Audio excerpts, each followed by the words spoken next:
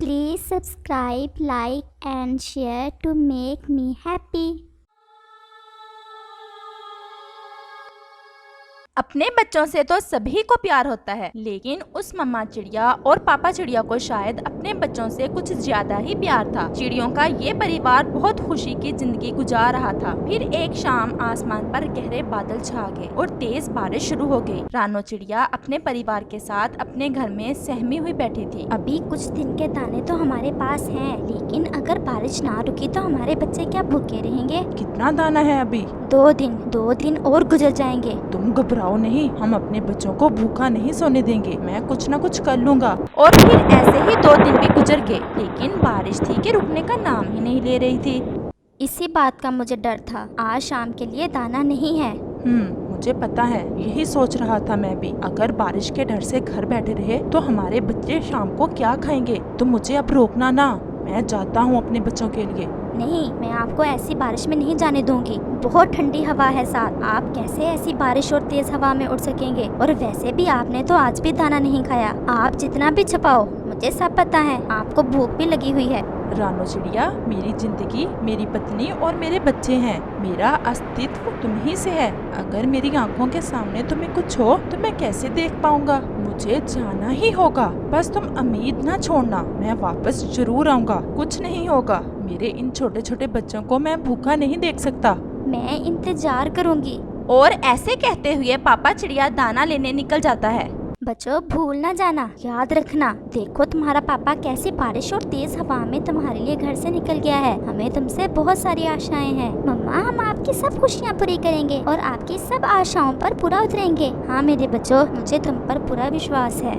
पापा चिड़िया अब तेज हवा के सहारे पर ही था। वो अपनी उड़ान पर काबू नहीं कर पा रहा था और फिर तेज हवा उसे एक दिशा में उड़ाकर ले गई। अब पापा चिड़िया भी जान गया था कि अब जिस दिशा में हवा चल रही है उसे उधर ही जाना होगा। और फिर कुछ देर के बाद वो एक बड़े पेड़ से टकराया और उस पेड़ के टहनियों में अटक गया।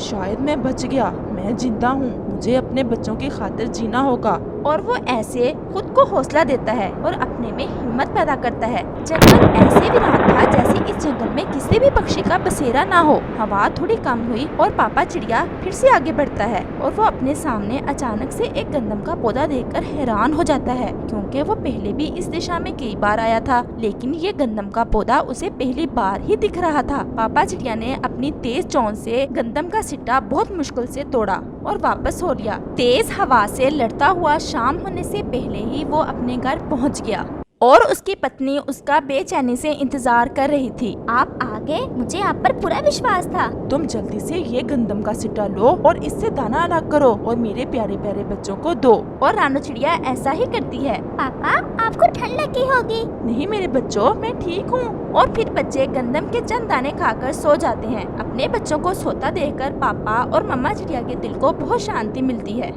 फिर और 2 दिन ऐसे ही गुजर गए, लेकिन अगली सुबह बहुत सुंदर धूप निकली हुई थी। हर तरफ परिंदों के चहचहाने की आवाजें आ रही थी और रानो चिड़िया का परिवार भी धूप में बैठा मजा कर रहा था। ऐसे ही दिन और रात गुजरते गए और बच्चे बड़े हो गए। माँ, मेरी बात का बुरा ना मानना, मैं आपका बड़ा बेटा हूँ, लेकिन सारी जिम्मेदारी क्या मेरी ही है? कुकू को भी तो चाहिए ना, थोड़ा बहुत दाना घर लाया करे। अगर मैं पापा के लिए दाना लाऊं तो वो कम से कम आपके लिए तो लाया करे। शाबाश मेरे बच्चे, आज तुमने आखिर जबान खोल ही दी कि हम बोझ हैं तुम दोनों पर। और ऐसे में छोटा बेटा कुकू भी आ जाता है। कुकू, सुन लो अपने भाई से, ये कुछ कहना चाहता है तुमसे। माँ, मुझे पता है ये क्या कहना चाहता है। दाने के अलावा और भी बेशुमार काम होते हैं, मैं कौन कौन सा करूँ? अगर ये अपनी जगह तंग है तो खुश मैं भी नहीं हूँ।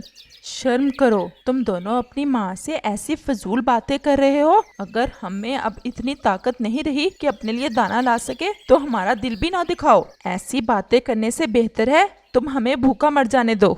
इसमें क्या दिल दिखाने वाली बात है? सच ही तो कहा है। ऐसे कहते हुए इनका बड़ा बेटा उठ जाता है। तो फिर झूठा तो मैं ही हूँ। ऐसे कहते हुए छोटा बेटा कुकू भी अपनी उड़ान लेता है। क्या कुछ नहीं किया अपनी औलाद को पालने में, शायद फिर भी कोई कमी रह गई। तुम दिल थोड़ा ना करो, बस ये सब हमारे भाग्य में था, वरना कमी तो कोई ना छोड़ी थी। रानो चिड़िया और पापा चिड़िया ने जिन बच्चों को पालने में ना धूप देखी, ना छाँव, ना सर्दी, ना गर्मी, आज वही बच्चे अपने माँ बाप को अपने ऊपर बोझ समझने लगे थे। माँ, तुम पापा से बात करना, मैं तुमको अच्छे से दाना पानी दे सकता हूँ और मैंने अपने लिए अलग से घर भी बना लिया है। तुम मेरे साथ आ जाओ और पापा कुकू के साथ रह लेता है। वो मुझसे अलग नहीं रह सकते। लेकिन माँ, मुझे भी तो देखो ना, मैंने शादी कर ली है। मेरी पत्नी ने कहा है कि मैं मम्मा को उधर ले जाऊं, लेकिन दोनों को उधर रखना मेरे लिए भी मुश्किल हो जाएगा। प्लीज मम्मा, आप पापा को मना लो। मैं करती हूँ बात। और रानो चिड़िया अपने पति से ये सारी बात करती है। क्या चंद तानों की खातर हम एक दूसरे से अलग हो जाएं? ये दिन भी आने थे हमारी जिंदगी में। मेरी खातर, आप मेरी खातर मान जाए, हम मिल ही लिया करेंगे। दूर होंगे लेकिन हमारे दिल तो एक दूसरे के पास ही है ना। और फिर ऐसे पापा चिड़िया मान जाता है और जुज्जू बड़ा बेटा अपनी माँ को अपने साथ ले जाता है।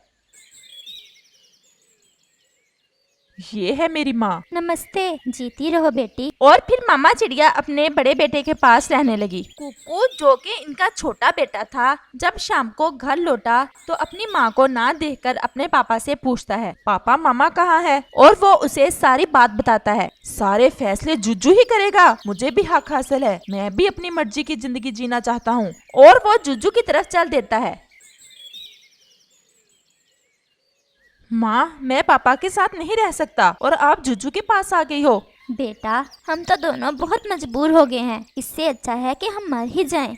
हाँ, मेरी बात तो सबको बुरी लगती है। तुम्हें बना बनाया घर मिल गया और तुम क्या चाहते हो? मुझे वो घर नहीं चाहिए, यहाँ मैं पापा के साथ बोर होता रहूं। मैं जा रहा हूँ, मैं अपना घर भी खुद ही बना लूंगा। और कुकू वहाँ से चला जाता है। उधर पापा चिड़िया आज तन्हा बैठा इस वीरान घर की तरफ देख रहा था। यहाँ कभी खुशियाँ ही खुशियाँ थीं। वो काफी समय तक बैठा सोचता रहता है अपने घर और परिवार के बारे में, और फिर हिम्मत करके थोड़ा दूर जुज्जू के नए घर की तरफ चल देता है। जुज्जू और उसकी पत्नी सोए हुए होते हैं, लेकिन मामा चिड़िया की आंखों में नींद कैसे आती। वो जैसे ही अपने पति को देखती है रोने लग जाती है। मुझे पता था आप जरूर आ जाएंगे, मैं ऐसी जिंदगी से मरना बेहतर समझूंगी। हमारे पंख कमजोर जरूर हैं, लेकिन हम हौसला और हिम्मत करके दूसरे जंगल जाएंगे। हमें अपने बच्चों पर बहुत आशाएं थीं, लेकिन अब हम इन्हें इनके हाल पर छोड़ते हैं। ये खुश रहें, आबाद रहें, लेकिन हम अब अलग अलग नहीं रहेंगे इस उम्र में। अगर जी ना सके तो इकट्ठे मर जाएंगे। और ऐसा कहते हुए मामा और पापा चिड़िया एक अनजानी मंजिल की तरफ चल देते हैं।